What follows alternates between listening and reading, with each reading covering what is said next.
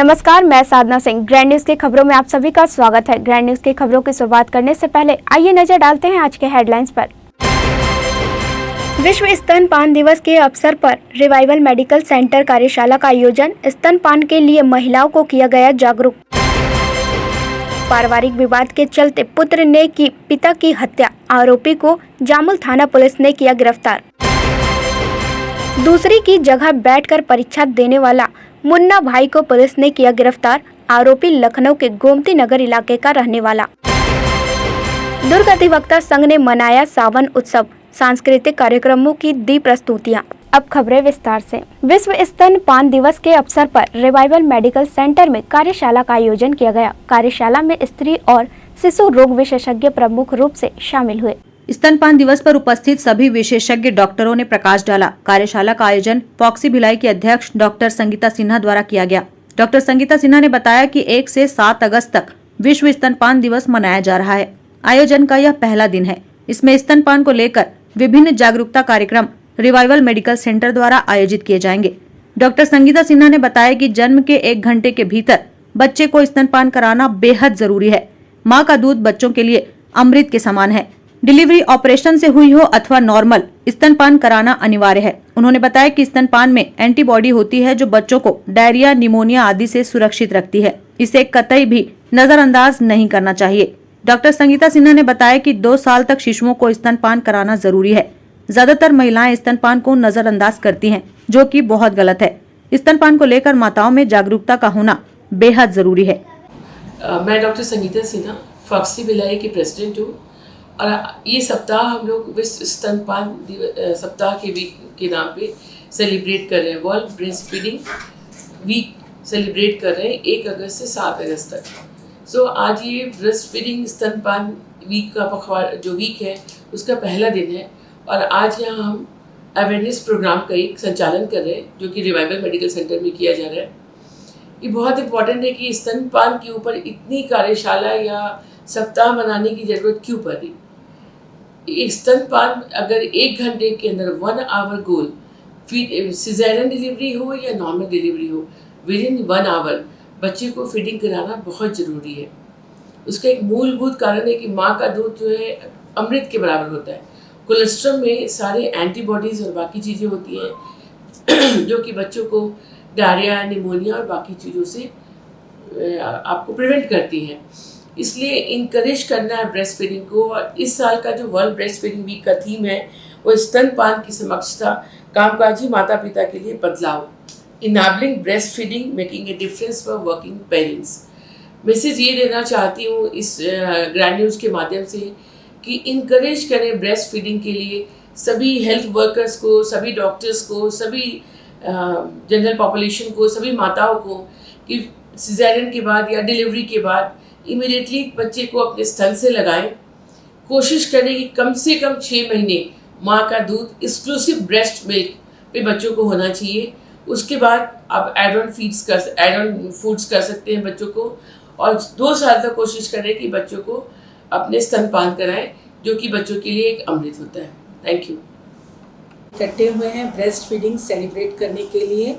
Breast feeding week 1 अगस्त से 7 अगस्त हर साल मनाया जाता है। ये माँ के दूध को कितना महत्वपूर्ण है बताया जाता है। माँ का दूध अमृत रहता है। बच्चे की पोषण के लिए माँ का दूध बहुत ज़रूरी है। ये बच्चे की वृद्धि के लिए और बच्चे को इन्फेक्शन से बचाने के लिए माँ का दूध केवल बच्चे के लिए नहीं, माँ के लिए भी उतना ही ज़रूरी है। माँ की हेल्थ के लिए माँ जब ब्रेस्ट फीड कराती है तो माँ का वजन जो डिलीवरी के बाद बढ़ता है वो कम बढ़ता है। माँ बच्चे को अपना दूध पिलाती है तो माँ को आगे जाके ब्रेस्ट कैंसर, ओवेरियन कैंसर ये सब से भी माँ बचती है। तो इसीलिए और ये माँ और बच्चे की बॉन्डिंग के लिए ज़रूरी है। तो जितना जल्दी हो सके जैसे ही बेबी बॉर्न होता है मदर मिल्क इनिशिएट करना चाहिए। कायदे से जैसे ही डिलीवरी होती है, नॉर्मल डिलीवरी या ऑपरेशन, हम तुरंत बच्चे को माँ की ब्रेस्ट से लगाते हैं। इससे क्या होता है, डिलीवरी के दौरान जो ब्लीडिंग होती है वो भी कम होती है। माँ के दूध को इसीलिए अमृत कहा जाता है and it should be initiated. इसीलिए गवर्नमेंट द्वारा 1 से 7 अगस्त ये प्रोग्राम रखा जाता है ताकि ब्रेस्ट फीडिंग को इनिशिएट किया जा सके। आजकल वर्क और इस साल का थीम है वर्क एंड ब्रेस्ट फीडिंग, ताकि जो वुमेन वर्क में हैं वो भी ब्रेस्ट फीडिंग को इनिशिएट करे अच्छे से। और इसके लिए जो वर्क प्लेस है वहाँ पे एकोमोडेशन रूम बनाया जाना चाहिए ताकि माँ को टाइम मिले और वो बच्चे को वहाँ ब्रेस्ट फीड करा सके। Thank you. Breast feeding week celebrate करने के लिए जो कि 1 से 7 अगस्त को मनाया जाता है, पूरे देश में ये मनाया जाता है, ये दर्शाने के लिए कि ब्रेस्ट फीडिंग का कितना इम्पोर्टेंस है और ब्रेस्ट फीडिंग कितना ज़रूरी है सभी के लिए, मदर्स के लिए, बच्चे के लिए। Breast feeding is very important. इसको लिक्विड गोल्ड भी बोलते हैं क्योंकि ये बेबी को बहुत सारे डिसीजेस से बचाता है, बच्चे की इम्यूनिटी को इंक्रीज़ करता है, रेस्पिरेटरी इन्फेक्शन से बचाता है। दूसरा, ऊपर वाला टॉप फीडिंग से बच्चे को जो लूज मोशन से सब चीज़ें होते हैं उससे बचाता है। बॉन्डिंग इंक्रीज़ करता है, मदर और बेबी का बॉन्डिंग बहुत ज़्यादा इंक्रीज़ होता है। मदर को भी बहुत सारे डिसीजेस से उभरने के लिए हेल्प करता है। तो breast feeding is the most important thing and it should be encouraged for each and every mother, whether working, whether homemaker. It should be done exclusively for 6 months at least. For baby it is very important. जैसे कि हम सब जानते हैं कि विश्व स्तनपान सप्ताह हम लोग सेलिब्रेट कर रहे हैं, तो इसमें हम सबको पता है कि माँ का दूध ये बच्चे के सेहत के लिए बहुत आवश्यक है। माँ के लिए भी और बच्चे के लिए, दोनों के लिए ब्रेस्ट फीडिंग के बेनिफिट्स हम लोगों को पता है। लेकिन अगर हम जो डेटा है NFHS का डेटा देखेंगे 2019 से 21 का, तो 43.8% exclusive early initiation of breast feeding rate है और exclusive breast feeding rate around 63.8% है, जबकि 90% के आसपास डिलीवरीज हॉस्पिटल्स में होती हैं। तो स्टिल बहुत बड़ा मार्जिन है कि हम लोग मदर्स को एनकरेज कर सकें। जो हमारे हेल्थ केयर वर्कर्स हैं उनको ट्रेन करना चाहिए इस चीज़ में कि अर्ली इनिशिएशन ऑफ लैक्टेशन और कंटिन्यूएशन ऑफ लैक्टेशन ये कैसे हो सकता है। इसके लिए मैटरनल काउंसलिंग और जो प्रॉपर अटैचमेंट, प्रॉपर पोजिशनिंग, ये सारी चीज़ों की जो रिक्वायरमेंट है, इसके लिए हम भी प्रोत्साहित रहें, हमारे स्टाफ को भी प्रोत्साहित करें और हमारे जो पेशेंट्स हैं उनको भी हम लोग काउंसिल करते रहें और इनकरेज करते रहें। तो डेफिनेटली इसका हमें आगे चल के बेनिफिट दिखेगा और डेटा में जो रेट्स है वो और बढ़ेंगे। आज मैं ब्रेस्ट फीडिंग के बारे में बताना चाहती हूँ। माँ का दूध केवल पोषण ही नहीं, बच्चे का जीवन का धारा है। माँ का दूध बच्चों के लिए 6 महीना पिलाना बहुत ज़रूरी है और ब्रेस्ट फीडिंग कराने से बच्चों को बहुत ज़्यादा पोषण मिलता है और हर बीमारी से लड़ने की रोग प्रतिरोधक क्षमता को बढ़ाता है। गुड मॉर्निंग, मैं Aarti Mohra, staff nurse the Srijan test tube baby centre Bhilai से। माँ का दूध बच्चे के लिए बहुत ज़रूरी होता है, कुपोषण से बचाता है बच्चों को। स्तनपान 6 महीने तक बहुत ज़रूरी है। न्यूबॉर्न बेबी के लिए 1 घंटे बाद ब्रेस्ट फीडिंग बहुत ज़रूरी होता है। ग्रैंड न्यूज के लिए कैमरामैन खेमराज निषाद के साथ संजय दुबे की रिपोर्ट। मंगलवार सुबह करीब 5 बजे पारिवारिक विवाद के चलते ग्राम सुरदुंग में एक पुत्र ने अपने पिता की हत्या कर दी।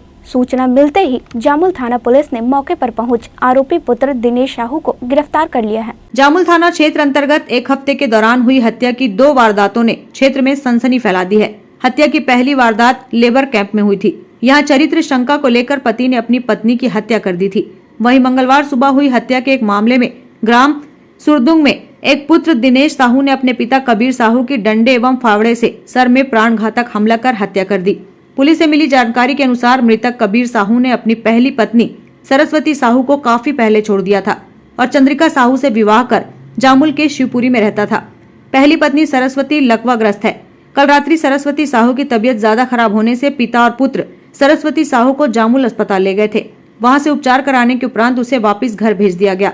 पिता पुत्र दोनों रात्रि में साथ सोए थे। मंगलवार सुबह 4 बजे आरोपी पुत्र ने अपनी पत्नी से चाय बनाने को कहा, जिसके बाद पिता पुत्र दोनों ने साथ चाय पी। इस दौरान दोनों में बहस हो गई। आरोपी पुत्र कहने लगा कि तुम्हारे कारण ही मेरे माँ की ऐसी हालत हुई है। इस दौरान विवाद बढ़ने पर उत्तेजित होकर पुत्र ने अपने पिता की डंडे एवं फावड़े से सर में प्राणघातक हमला कर हत्या कर दी। मौके पर पहुंची जामुल थाना पुलिस ने आरोपी पुत्र दिनेश साहू को हिरासत में ले लिया है। पूरे मामले की जानकारी जामुल थाना प्रभारी याकूब मेनन ने दी। आज प्रातः सूचना प्राप्त हुई ग्राम सुरडुंग में एक पुत्र ने अपने पिता की हत्या कर दी है। सूचना पर तत्काल पुलिस पार्टी के साथ मौके पर पहुंचा और देखा कि एक आरोपी पुत्र दिनेश साहू ने अपने पिता कबीर साहू की पारिवारिक विवाद के चलते डंडे और फावड़े से सर में चोट पहुंचाकर हत्या कर दिया है। तत्काल आरोपी पुत्र को कब्जे में लिया गया, हिरासत में लिया गया है और अपराध धारा 302 का पंजीबद्ध कर विवेचना में लिया गया है। आरोपी पुत्र दिनेश साहू की उम्र 32 वर्ष है और मृतक पिता कबीर साहू की उम्र 55 वर्ष बताई गई है। बहरहाल जामुल पुलिस ने मामले को विवेचना में लिया है।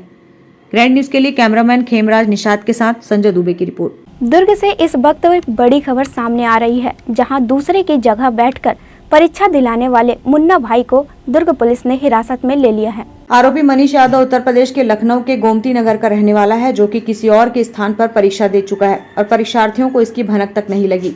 दरअसल 20 जुलाई को दुर्ग स्थित ग्राम सिरसा कला के पार्थिव कॉलेज में फॉरेन मेडिकल ग्रेजुएट्स एग्जामिनेशन प्रतियोगी परीक्षा आयोजित की गई थी। परीक्षा में रिबादिया कुमार हर्षद नामक व्यक्ति के द्वारा अपने स्थान पर किसी दूसरे व्यक्ति को परीक्षा देने के लिए भेजा गया। इतना ही नहीं, परीक्षार्थी के स्थान पर दूसरे व्यक्ति ने परीक्षा भी दे दी और इसकी भनक तक नहीं लगी, जिसकी शिकायत 31 जुलाई को परीक्षा के लिए प्रतियोगी उपासना चंद्राकर ने भिलाई 3 थाने में शिकायत दर्ज कराई। जिसके बाद पुलिस परीक्षा केंद्र में जाकर तमाम दस्तावेजों की जांच और तस्वीरों की जांच और सत्यापन किया गया, जिसमें ये पाया गया कि रिबादिया कुमार हर्षद के स्थान पर मनीष यादव नामक व्यक्ति ने परीक्षा दे दी है। पुलिस ने तत्काल एक टीम बनाकर इस पूरे मामले पर गहन जांच की तो मनीष यादव को गिरफ्तार किया गया। फिलहाल अब सबसे बड़ा सवाल ये है कि इतनी बड़ी प्रतियोगी परीक्षा का आयोजन हुआ और इस परीक्षा में किसी और के स्थान पर कोई दूसरा व्यक्ति परीक्षा देकर भी चला गया, लेकिन परीक्षा लेने वाले एग्जामिनर, परीक्षा सेंटर और मूल्यांकनकर्ताओं को इसकी भनक तक नहीं लगी। पुलिस अब मामले की विवेचना दूसरे एंगल से भी कर रही है।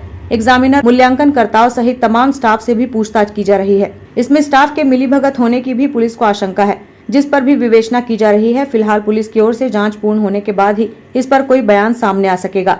लेकिन बड़ा सवाल यही है कि आज के इस डिजिटल युग में जहां परीक्षा देने के लिए पहले परीक्षार्थी की हर तरह के दस्तावेज का सत्यापन कर स्कैन हो जाता है, वहां ऐसी प्रतियोगी परीक्षाओं में कोई दूसरा व्यक्ति कैसे परीक्षा देकर चला गया और इसकी जानकारी तक किसी को नहीं लग पाई।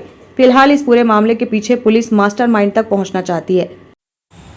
दिनांक 30/7/2023 को एक सूचना प्राप्त हुई कि पार्थवी कॉलेज ऑफ इंजीनियरिंग, जो कि थाना पुरानी भिलाई अंतर्गत स्थित है, जहां पर एक फॉरेन मेडिकल ग्रेजुएट एग्जामिनेशन जो है कंडक्ट हो रहा था, जिसमें एक व्यक्ति जो कि रिबादिया ध्रुविल कुमार हर्षद भाई, जो कि गुजरात अहमदाबाद का रहने वाला है, उसके स्थान पर जो है अपनी फेक आईडी बनाकर उसके नाम से जो है परीक्षा में उपस्थित होकर परीक्षा दे रहा था, जिसका नाम मनीष सिंह यादव, पिता का नाम साभाजीत यादव, उम्र 31 साल, जो कि लखनऊ उत्तर प्रदेश का रहने वाला है, की सूचना पर मौके पर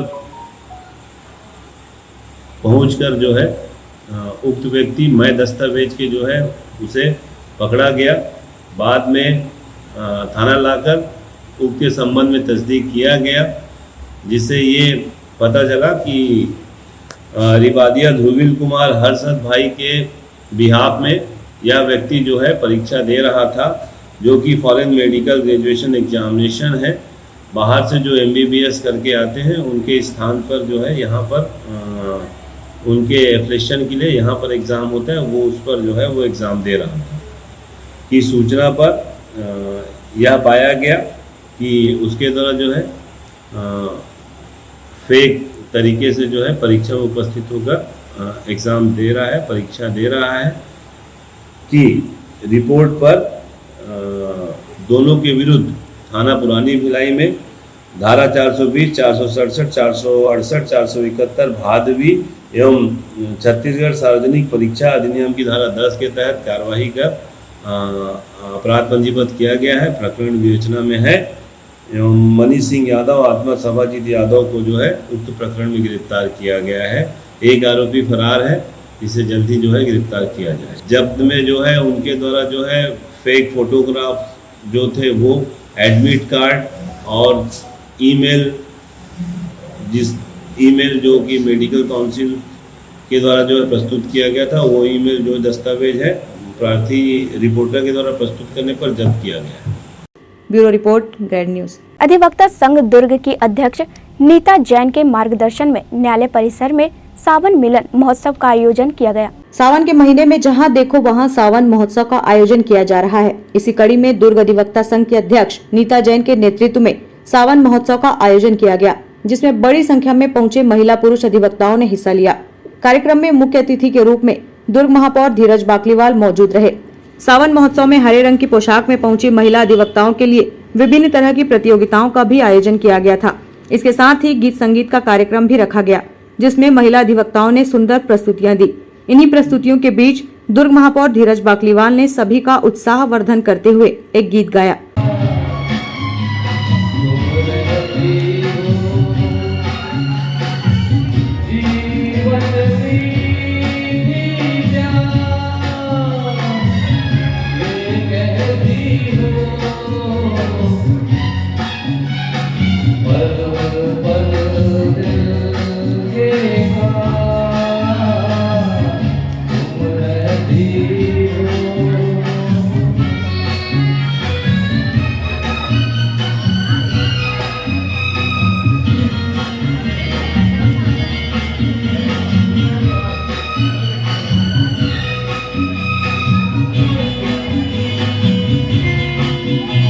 वहीं कार्यक्रम की संयोजक नीता जैन को बधाई दी गई और प्रत्येक वर्ष कराए जाने वाले सावन महोत्सव को लेकर उन्हें सम्मानित किया गया।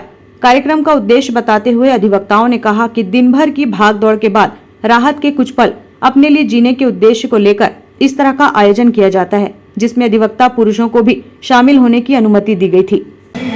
असल में सावन महोत्सव का आयोजन तो हमारे कोर्ट में काफ़ी समय से हो रहा है। ये एक मुख्य कारण ये है कि सारे लोग, महिलाएं हो चाहे पुरुष, सब अपने अपने कामों में व्यस्त होते हैं। यही एक समय होता है कि हम एक दूसरे से मुलाकात कर सके, एक दूसरे की भावनाओं को समझ सके और इसके माध्यम से हम एक दूसरे की भावनाओं को समझते हुए जुड़ते हैं। इसके साथ साथ जब सावन महीना में तीज का एक त्यौहार होता है, जैसे महिलाएं बहुत उत्साहपूर्वक मनाती हैं, उन्हें भी प्रसारित करने का एक माध्यम होता है और भेदभाव मिटा के सब एकजुट होकर सारे काम कर सके और एक दूसरे के दुख सुख सारे में उपस्थित हो सके। इन्हीं भावनाओं को लेकर हम आगे बढ़ते हैं और इसीलिए सावन महोत्सव का देखिए पूरे साल भर जो है में एक माहौल जो है वो बहुत टेंशन और तनाव का रहता है। हम भी काम करते हैं तो हम भी तनाव में रहते हैं, महिलाएं सभी जगह तनाव में रहती हैं। तो इस तरीके का एक छोटा सा आयोजन करके सभी महिलाओं में और सभी अधिवक्ताओं में एक जोश की नई लहर लाने के लिए और एक परंपरा जो हमारे यहाँ चली आ रही है शुरू से ही कि हम सारे त्यौहार को इसी तरह सब मिलजुल कर मनाते हैं, चाहे किसी भी धर्म या जाति के वर्ग से संबंधित हो। तो ये ऐसा पहल जो है ये पहले भी हो चुका है और इसी परंपरा को निभाते हुए हम इसे कंटिन्यू कर रहे हैं। इसमें अभी आप लोग शायद आए नहीं थे, उसके पहले ही जजेस के बीच एक कॉम्पिटिशन हुआ है। उस कॉम्पिटिशन में ये था कि सभी जजेस को कार्ड दे दिया गया था जिसमें 16 श्रृंगार है और बिंदी जिसकी सबसे ज़्यादा अधिक होगी वो जीतेगी। तो हमारे यहाँ जो कुटुंब न्यायालय की हमारी न्यायाधीश है श्रद्धा शुक्ला मैडम, वो इसमें विजेता रही। दुर्ग हर साल सावन का महोत्सव मनाता है और आज भी सावन महोत्सव मना रहा है। पहली बार हमने पुरुषों को भी इसमें जोड़ा है। सभी महिला हमारी लगातार एक सप्ताह से तैयारी कर रही है और हरे कलर के कपड़े में सब आई हुई हैं। पुरुष भी ज़्यादातर हरे कपड़े में आए हुए हैं। सभी को इनाम दिया जा रहा है, जो भी बेस्ट परफॉर्मेंस देगा उसको इनाम दिया जाएगा। हमारे जिला सत्र न्यायाधीश नीता यादव मैडम है, सभी न्यायाधीशगण है, हमारे संघ के अध्यक्ष और दुर्ग के महापौर धीरज बाकलीवाल। लोग ये बताना चाहते हैं सब मिलजुल के एक दूसरे से मिलजुल के काम करेंगे। कोर्ट में आदमी टेंशन में रहता है, ये सब रहने से लोगों का टेंशन खत्म होता है और आगे बढ़ने की सबको प्रतिस्पर्धा, हम चाहते प्रतिस्पर्धा बनी रहे और हमको नया यहाँ पे देखने के मिलता है कौन क्या कार्यक्रम। Bureau report, grand news. वक्त हो चला एक छोटे से ब्रेक का, देखते रहिए grand news.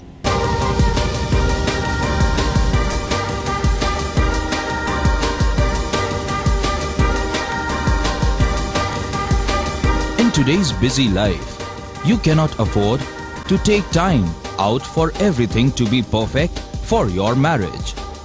And you cannot compromise on quality of service for your guests. Our customized marriage packages are made just according to your wish. This presentation will acquaint you with the different luxury packed marriage packages available. This package has an elaborate menu with 60 mouth-watering items. Bharat Swagat including welcome drink, snacks and sweets. A breathtakingly decorated welcome gate and the arena decorated with flowers. To give you the best colors in view, we organize special light effects for all areas. we take care of decorating the groom's car to its best attire. An exclusive DJ beats for extreme fun and valet parking to make your guests feel like an emperor. Our exclusive add-ons give you unlimited freedom to customize your ceremony to its best.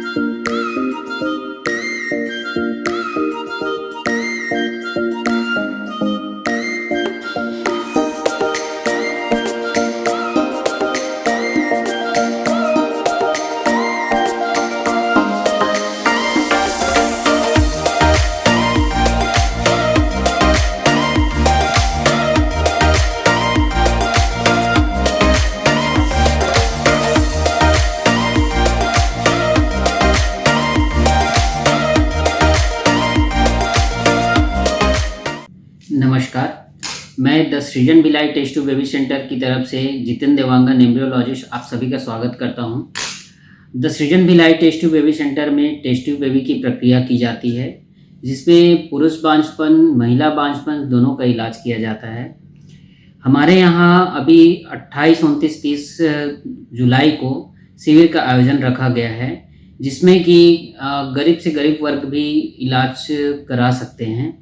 हमारे यहाँ बहुत से medical policies भी हैं, जिससे गरीब मरीज़ जो है वो इसके फ़ायदा उठा सकते हैं।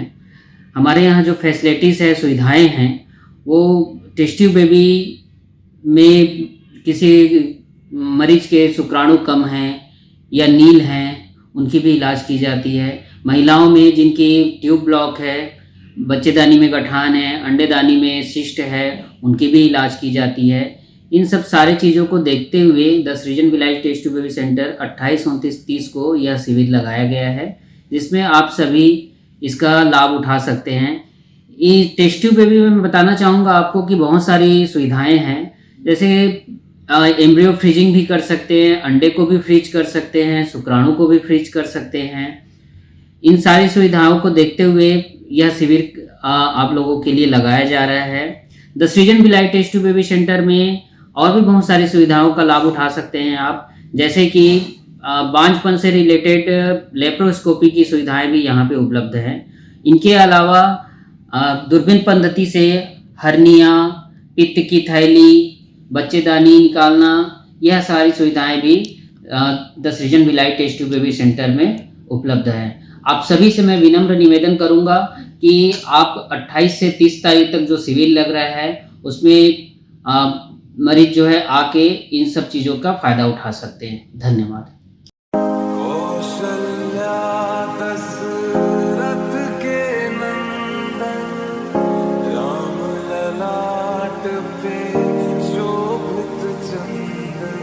ब्रेक के बाद आपका स्वागत है। सुपेला चौक चंद्रा मौर्य चौराहे तक नेशनल हाईवे दोनों ओर से पार्किंग में तब्दील हो चुका है।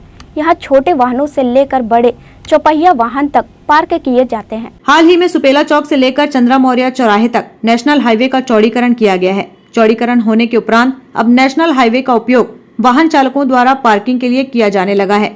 सुपेला चौक से लेकर चंद्रा मौर्य चौराहे तक नेशनल हाईवे के दोनों ओर वाहन पार्क किए जाते हैं। यहाँ ज्यादातर वाहन उनके द्वारा पार्क किए जाते हैं जिनकी दुकानें नेशनल हाईवे के समीप बनी कॉम्प्लेक्स में स्थित है। वहीं इन दुकानों में खरीदी करने आए ग्राहक भी अपने वाहनों को नेशनल हाईवे में ही पार्क करते हैं।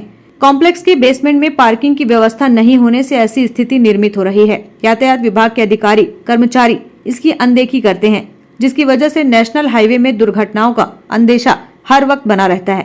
नेशनल हाईवे में फ्लाईओवर के नीचे सुपेला चौक से लेकर के चंद्रा मौर्य चौक तक अभी हाल ही में पीडब्ल्यूडी विभाग द्वारा ये आप देख सकते हैं, इस सड़क का नवीनीकरण किया गया है, संधारण कार्य किया गया है, साथ ही इसका चौड़ीकरण भी किया गया है, जिससे आवाजाही करते लोगों को अब काफ़ी हद तक सड़क के चौड़ा हो जाने से राहत मिल रही है। लेकिन सड़क का चौड़ीकरण करने के पश्चात ये एक चीज़ देखने को सामने आ रही है पिछले कुछ दिनों से, या कहे पिछले 1-2 महीनों से, कि सड़क के नीचे स्थानीय दुकानदार व व्यावसायिक कॉम्प्लेक्स में जिनकी दुकानें हैं उनके द्वारा इस सड़क को पार्किंग स्थल में तब्दील कर दिया गया। पूरी आप देख सकते हैं छोटे बड़े सभी प्रकार के वाहन इस सड़क में पार कर रहते हैं। पूरे चंद्रा मौर्य की सड़क जो है इसकी वजह से बाधित रहती है। आए दिन इस विशेषकर शाम के समय यहाँ पे इसकी वाहनों के पार्क किए जाने की वजह से यातायात जो है बाधित रहता है। अब अभी कुछ दिन पूर्व भी देखा गया था कि जो पहला आकाश गंगा की सब्जी मंडी, उसमें से जो सब्जियाँ लेकर आते हैं वाहन चालक, छोटे बड़े प्रकार सभी प्रकार के वाहन चालक जो दूसरे प्रदेशों से आते हैं सब विभिन्न प्रकार की सब्जियों को लेकर के, उनके द्वारा भी इस नेशनल हाईवे में अपनी वाहनों को पार्क किया जाता है।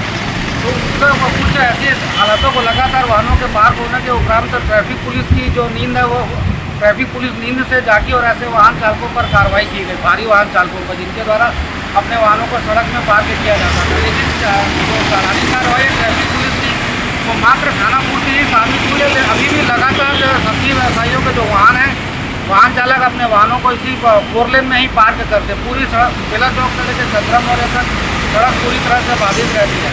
जो स्थानीय चंद्रा मौर्य कॉम्प्लेक्स के समीप जो कॉम्प्लेक्स संचालित है, उनके संचालकों द्वारा बेसमेंट में पार्किंग की व्यवस्था नहीं किए जाने की वजह से ऐसी स्थिति निर्मित हो रही है। यहाँ खरीदी करने आए दुकानदार और यहाँ खरीदी करने आए ग्राहक और जिनकी दुकानें हैं उन वाहन मालिकों द्वारा सड़क पर ही अपने वाहनों को पार्क किया जाता है। क्योंकि पूर्व में अभी ये स्थिति अभी देखने को मिल रही है, क्योंकि पूर्व में यहाँ पे जो सर्विस रोड बनी हुई थी, सर्विस रोड के किनारे वाहनों को पार्क किया जाता था, छोटे बड़े सभी प्रकार के। इसके बाद स्थिति यातायात की स्थिति बाधित रहती थी। अब ये सड़क का निर्माण होने के उपरांत ये देखने को मिल रहा है कि रोजाना दुकानदारों द्वारा और ग्राहकों द्वारा अपने वाहनों को सड़कों पर पार्क किया जाता है। ट्रैफिक पुलिस का जो कार्यालय यहाँ से मात्र 150 मीटर की दूरी पर है।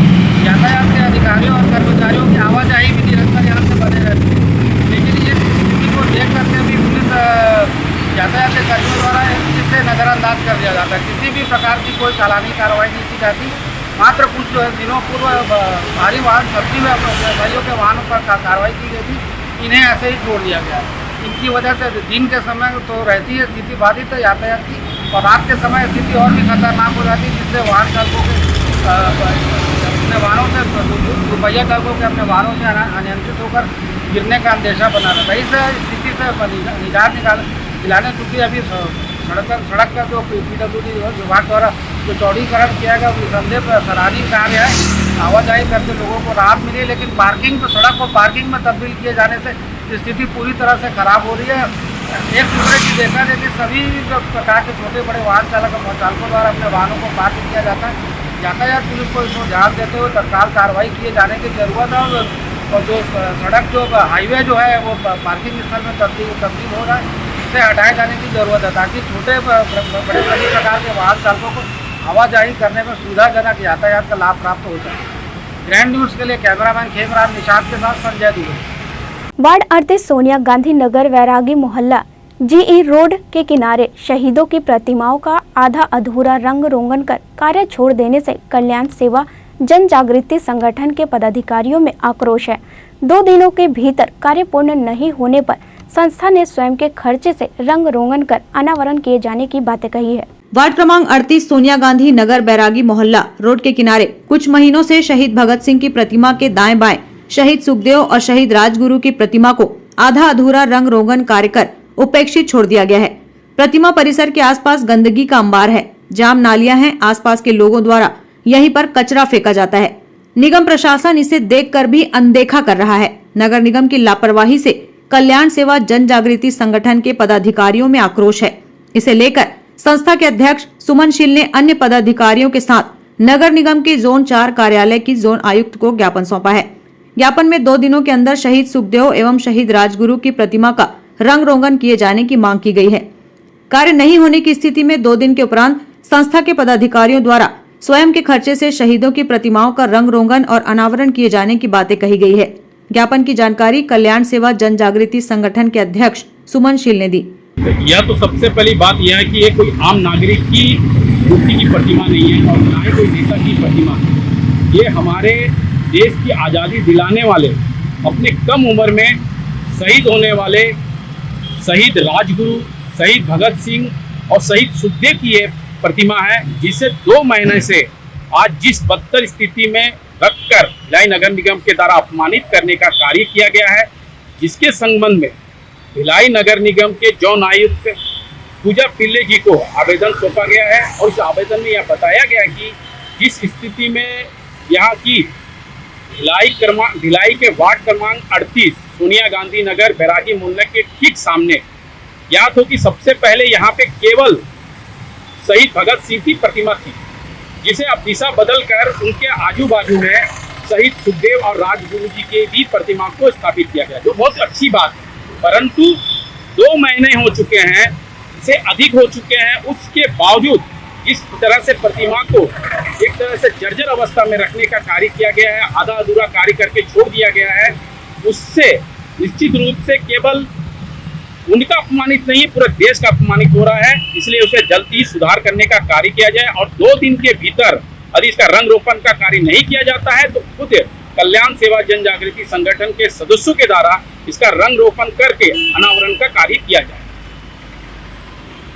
संस्था के पदाधिकारियों का कहना है कि प्रतिमाओं को उपेक्षित छोड़ दिया जाना दुर्भाग्यपूर्ण है। लगातार अनदेखी और उदासीनता की वजह से महापुरुषों की प्रतिमाओं का अपमान हो रहा है।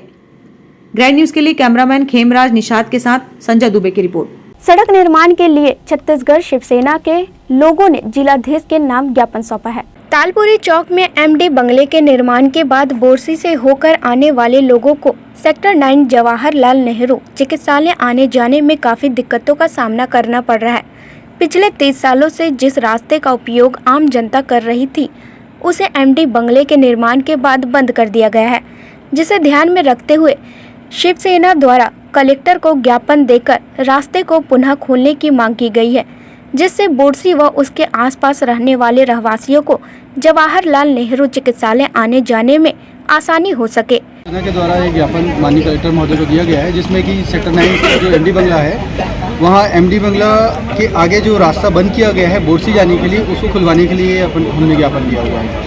जब से टाउनशिप का निर्माण हुआ है, लगभग 30-40 सालों से भी अधिक समय से वो जानबूझकर उस रास्ता को बंद करके रखा गया है, सिर्फ सुरक्षा के नाम का एक बहाना है। जबकि आप इससे देखेंगे कि इससे बड़े बड़े अधिकारी जो है हमारे सिविल लाइन्स दुर्ग में रहते हैं, माननीय कलेक्टर महोदय डीजे साहब, और भी बड़े अधिकारी रहते हैं, लेकिन वहाँ पे आम जनता को आने जाने के लिए कोई रास्ता बंद नहीं है, कोई समस्या नहीं है, बिल्कुल आवागमन सुगम है। लेकिन वो सिर्फ एक सुरक्षा का बहाना बनाकर वो रास्ते को बंद करके रखा गया है। आप देखेंगे सेक्टर 9 हॉस्पिटल जो है, वो उस हॉस्पिटल में आने के लिए बोरसी या आसपास के क्षेत्र के जो भी लोग हैं, उनको पंथी चौक से घूमकर आना पड़ता है, वो 4 से 5 किलोमीटर एक्स्ट्रा सफ़र करके आना पड़ता है।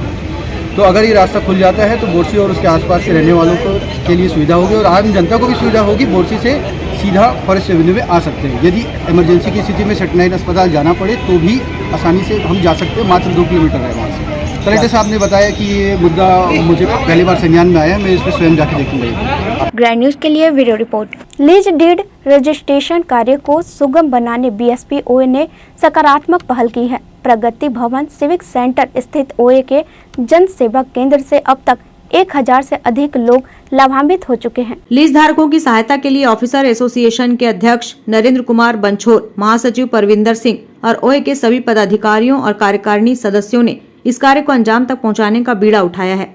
हाउस लीज समन्वय समिति के सदस्य भी लीज धारकों से समय समय पर लीज डीड रजिस्ट्रेशन की जानकारी पहुंचाने के साथ ही उनकी शंकाओं का समाधान भी कर रहे हैं। ओए के अध्यक्ष नरेंद्र कुमार बंछोर एवं महासचिव परविंदर सिंह तथा उनकी टीम ने लीज धारकों के लिए लीज डीड रजिस्ट्रेशन को गति देने बीएसपी के नगर सेवाएं विभाग के तथा बीएसपी के उच्च प्रबंधन से चर्चा कर विभाग से अतिरिक्त मानव संसाधन उपलब्ध कराने का मार्ग भी प्रशस्त किया है, जिससे नगर सेवाएं विभाग में लीज डीड जांच का कार्य तेज गति से किया जा सके। बीएसपी ऑफिसर एसोसिएशन के अध्यक्ष नरेंद्र कुमार बंछोर के नेतृत्व में भिलाई इस्पात संयंत्र के 4500 लीज धारकों के लिए पंजीयन का कार्य आरंभ किया गया है, जिसमें बीएसपी के ऑफिसर्स एसोसिएशन तथा हाउस लीज समन्वय समिति की महत्वपूर्ण भूमिका रही है। बीएसपी ऑफिसर एसोसिएशन द्वारा अपने अधिकारियों के हित के मद्देनजर लगातार प्रयास किया जाता रहा है, जिसमें पदाधिकारियों को उल्लेखनीय सफलता भी मिलती आई है। ओए अध्यक्ष नरेंद्र कुमार बंछोर एवं महासचिव परविंदर सिंह के नेतृत्व में एसोसिएशन के पदाधिकारियों द्वारा बीएसपी के रिटायर्ड एवं वर्तमान में कार्यरत अधिकारियों के मुद्दों को लेकर लगातार आवाज उठाई जाती रही है ओए के अध्यक्ष नरेंद्र कुमार बंछोर ने अपनी प्रतिक्रिया दी। कि इनके लिए हम हेल्थ कैंप वगैरह आयोजित करते हैं, तो हम लोग ने अपना 100 का गठन किया हुआ है और 100 की हर 2 माह में हम लोग जनरल बॉडी मीटिंग करते हैं, उनको समस्याओं को भी सुनते हैं, उनके जो भी समस्याएं होती हैं उन पर हम लोग कोशिश करते हैं, उस पर हम अपनी तरफ से प्रयास कर पाएँ। और हुआ भी है, पिछले कई सालों में आप देखेंगे कि जो हमारे वरिष्ठ संबंधित अधिकारियों की समस्याएं थी उन पर हम लोगों ने काम किया। सबसे पहले आपको बताना चाहूँगा, सेल्फ पेंशन स्कीम एक बहुत बड़ी डिमांड हुआ करती थी। 2013 से रिटायर्ड जो हमारे ऑफिसर्स उनका एसोसिएशन काम कर रहा है, ओए के बैनर में काम करता है, तो उनकी हर मीटिंग में मुझे, जब से मैं हम लोग इस हमारी टीम आई 2015-16 के आसपास हम लोगों ने काम चालू किया, अक्टूबर 2015 से हमारी टीम ने काम चालू किया, तो हम लोग ने हर मुद्दे पर काम किया जो वर्तमान में जो कार्यरत उनके लिए भी जुड़े और जो संबंधित अधिकारी जुड़े, क्योंकि सबको मालूम है कि एक दिन सब अधिकारी सम्मिलित होंगे तो उनकी जो समस्याएं हैं, मूलभूत समस्याएं, उन पर हम लोग आज भी काम कर रहे हैं। बहुत सारी समस्याएं अभी पेंडिंग है, लेकिन मेडिक्लेम एक बहुत बड़ा इशू था जिस पर हम लोग ने काम किया। मेडिक्लेम में जो पहले राशि 2+2 था, 2 लाख उनके लिए, 2 लाख उनके स्पाउस के लिए, 4 लाख का कवरेज था, उसको बढ़ाकर डबल करके 8 लाख रुपये हो चुकी है। हम लोग का प्रयास था 2017 से हम लोग प्रयास कर रहे थे कि जो हमारे वरिष्ठ अधिकारी जो 75 साल से ऊपर है उनका मेडिक्लेम का पैसा ना लिया जाए। वर्तमान में पिछले वर्ष ये हमारी योजना सफल हुई, हमारे प्रस्ताव को सेल मैनेजमेंट ने माना और वर्तमान में 80 साल से ऊपर के जितने भी अधिकारी हैं उनके परिवार के सदस्य, उनको सिर्फ टोकन मनी देना पड़ता, मेडिक्लेम की राशि नहीं देनी पड़ती। तो ये हमारा एक प्रयास था। और सेल पेंशन स्कीम में हम लोग ने कोशिश की कि सेल पेंशन स्कीम में हम अपने अधिकारियों को सहयोग कर पाएँ। आप जानते हैं कि सेल पेंशन स्कीम जब घोषित की गई सेकंड पे रीजन में सभी पब्लिक सेक्टर में पेंशन स्कीम दी गई, उस समय से हम लोग प्रयास कर रहे थे और सेल में जब 25,000 करोड़ रुपये सरप्लस था तब वो क्रियान्वित नहीं हो पाए, जो भी कारण रहे होंगे। लेकिन हम लोग ने विपरीत परिस्थितियों में जब सेल के ऊपर करीब 50,000 करोड़ का लोन था, उसमें भी इस्पात मंत्रालय से सहयोग करके प्राइम मिनिस्टर ऑफिस से रिक्वेस्ट करके इसको लागू करवाया और धीरे धीरे स्कीम पूरी तरह क्रियान्वित हुई। और आप सबको मालूम होगा कि हमारा 15 सितंबर 2021 का दिन ऐसा दिन था जो सेपी, ओए और सेपी के प्रयास से 1400 करोड़ रुपए सेल ने एक ही दिन में डिसबर्स किया पेंशन के लिए। उसमें सभी अधिकारी, सभी कर्मचारी शामिल हैं जो वर्तमान में कार्यरत हैं और जो सेवानिवृत्त हो चुके थे।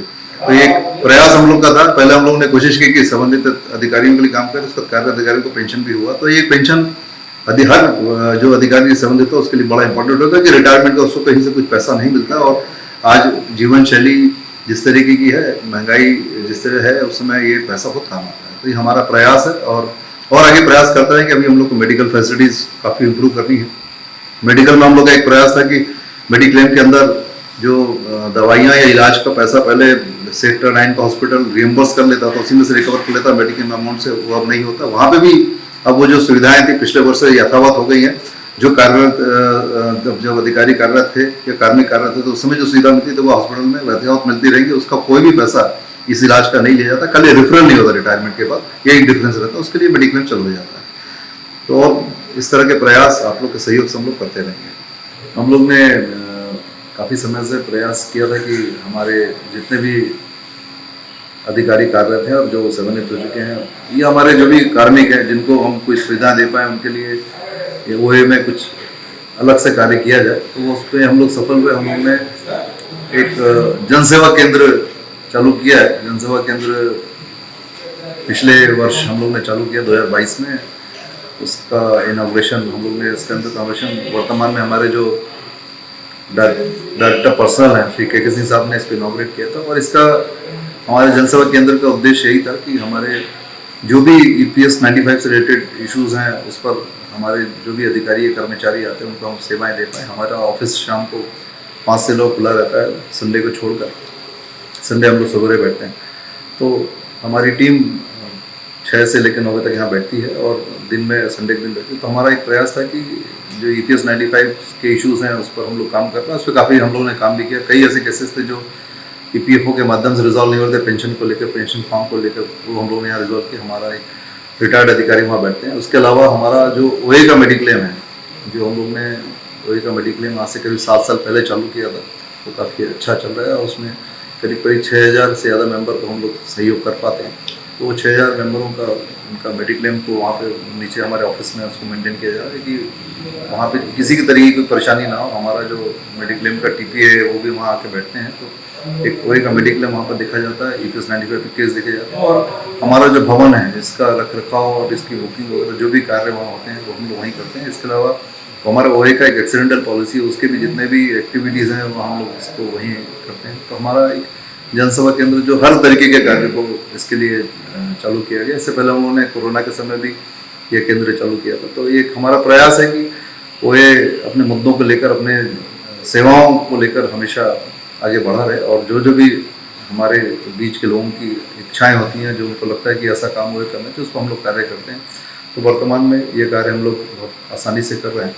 इसके अलावा भी कुछ कार्य होते हैं, जैसे भी नया हुआ कि हाउस डीड का जो रजिस्ट्रेशन हो रहा है, उसका भी कार्य हम लोग वहाँ से जनसेवा केंद्र से कर रहे हैं, और अधिकारी कर्मचारी जो भी भिलाई के लोग यहाँ आते हैं उनको हमको पूरा सहयोग देते हैं, और ये हमारा आगे प्रयास जारी रहेगा। लीज डीड रजिस्ट्रेशन के लिए आए लोगों की सुविधा के मद्देनजर OA के अध्यक्ष नरेंद्र कुमार बंछोर द्वारा OA के प्रगति भवन में जन सेवा केंद्र का आरंभ करवाया गया है। OA में स्थापित इस हेल्प डेस्क से अब तक लगभग 1052 लीज धारकों को सहायता पहुंचाई जा चुकी है। एसोसिएशन के अध्यक्ष के नेतृत्व में सभी पदाधिकारी जन सेवा केंद्र में लोगों की शंकाओं का समाधान भी लगातार कर रहे हैं। लीज धारकों की सुविधा के मद्देनजर प्रत्येक दिन जन सेवा केंद्र को आरंभ रखा जाता है। ग्रैंड न्यूज के लिए भिलाई से कैमरामैन खेमराज निषाद के साथ संजय दुबे की रिपोर्ट। ग्रैंड न्यूज के बुलेटिन में फिलहाल इतना ही। मुझे दीजिए इजाजत। नमस्कार।